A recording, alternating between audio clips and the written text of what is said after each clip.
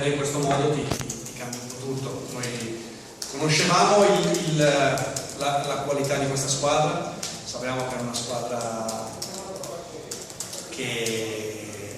di grande cuore, avevamo preparato la partita in modo completamente diverso, abbiamo preparato la partita per far giocare un po' loro, in questo modo chiaramente abbiamo dovuto completamente cambiare. È inutile recriminare, è andata così, è iniziata così, perdi 3-0, onore chi vince, che ha meritato di vincere, la partita è andata in questo modo. Mister, non so se siete abituati a giocare davanti a un pubblico così numeroso. Sappiamo subito, siccome l'ha già scritto qualcuno, sabato Olbia abbiamo giocato davanti a 2000 spettatori. 2000 tifosi? No, 2000 spettatori, non ultras in questo modo, però comunque contro il Milan abbiamo giocato. Noi quest'anno ovviamente non si sa perché non avevamo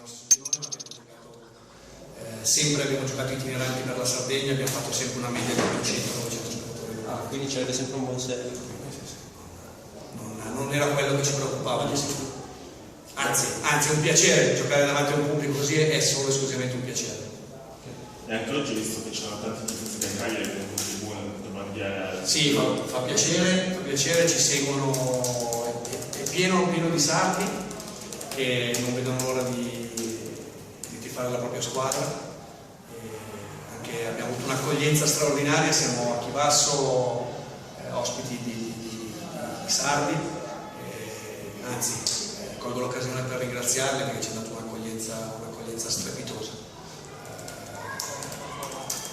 Siamo molto contenti, ci dispiace per loro che hanno assistito a una sconfitta, però credo che sull'impegno dei ragazzi di oggi non si possa dire nulla. Al di là del risultato di oggi, la stagione come la vede? Ha qualche rimpianto?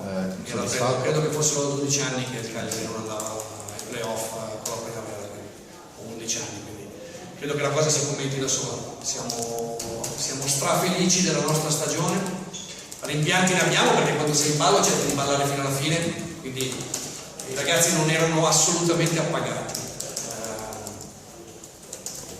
Sono ancora in spogliatoio che piangono adesso.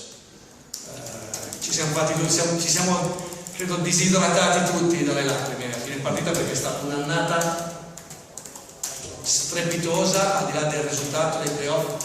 Sono fiero di avere avuto l'opportunità di lavorare con questi ragazzi. Faccio l'allenatore da 30 anni, questa è la 31esima stagione quest'anno e questo è uno dei gruppi che mi ricorderò più di tutti perché è un gruppo che ha lavorato con abnegazione totale, abbiamo sempre lavorato in allegria, sempre felici, sempre contenti, abbiamo fatto qualcosa di impensabile all'inizio dell'anno, con tutti gli errori che abbiamo fatto perché chiaramente potevamo fare meglio, senz'altro potevamo fare meglio, però siamo molto contenti. C'è già un progetto per l'anno prossimo? Il progetto è stato avviato all'inizio di quest'anno, quando è cambiato il settore giovanile, che peraltro del Cagliari aveva sempre fatto bene, abbiamo fatto delle solide basi, però è chiaro che il cambio di società ha dato nuova linfa al settore giovanile del Cagliari, quindi il progetto nasce l'anno scorso. È chiaro che ci saranno anni in cui la primavera sarà di un certo livello, anni in cui sarà di un altro livello, perché dipende chiaramente dalle annate, però il progetto e l'importanza del settore giovanile data dalla nuova società, del presidente Giulini, chiaramente è sotto gli occhi di tutti, solo che ci siamo ripetuti a fare responsabile, credo che sia una garanzia di serietà e di impegno da parte del club. Mister, visto che siamo qua della stampa locale, ti volevo chiedere come vedi questo Torino secondo te quante chance ha di arrivare eventualmente in fondo, se secondo te è l'altezza anche delle squadre migliori del tuo girone, come lo vedi? È una squadra molto quadrata, è una squadra che gioca da prima squadra, molto organizzati, sanno esattamente cosa vogliono, magari tra virgolette non cercano il bel gioco, però sono molto concreti ed è una squadra tosta da affrontare, una squadra difficile da affrontare, lo sapevamo noi, così sta. Rispetto a Inter-Atalanta, sono arrivato a questa squadra in questo girone, per voi giocherà qualcosa in meno, oppure giocate tranquillamente? L'Atalanta, l'Inter è una squadra, anche l'Inter è una squadra molto concreta.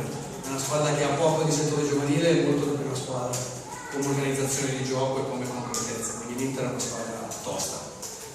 L'Atalanta è una buona via di mezzo, gioca un buon calcio, però sono abbastanza organizzati.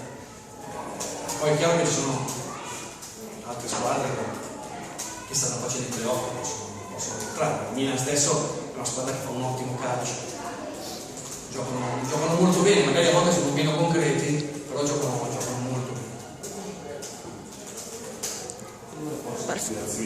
Grazie.